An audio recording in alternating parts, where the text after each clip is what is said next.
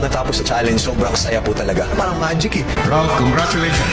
Nakuha mo ang rank 1. Being number 1 makes me feel like there was actually a reason kung bakit ako pinabalik. And I will keep trying to get that number 1 spot.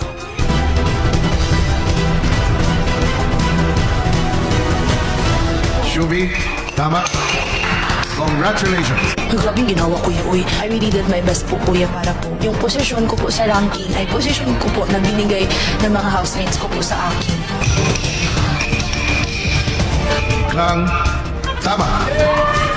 Nakaka-proud po na nagawa ko siya bilang pangatlo sa pinakauna, Kuya. Kumbaga na-maintain ko yung rank ko and sobrang thankful po. Congratulations, Clarice. Justin, tama. Congratulations. Happy ako na naging rank 4 ako. Siguro bonus na lang na parang ang laki ng tinalon. From top 10, naging top 4. So, kumbaga yung top 10, iniwan ko na siya.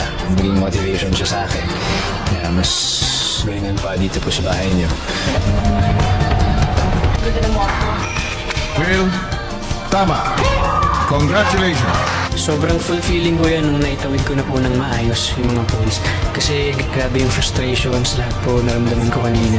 Pero buti at nagbunga po yung pagiging mapasensya ko, nagbunga po yung pagtitake time ko talaga at paghinga ko ng tama. Ika, tama. Congratulations. Nung natawid ko na ako yan, nagawa ko na siya. Nung ganito na lang kaliit, feeling ko mag-fail ako, ganun. Tapos nung nalapag ko na siya, parang ako nakahinga ng maluwag. Parang nawala lahat yung ingay sa tenga ko na parang, wow, nagawa ko siya. Kahit ako sa sarili ko, hindi ako makapaniwala.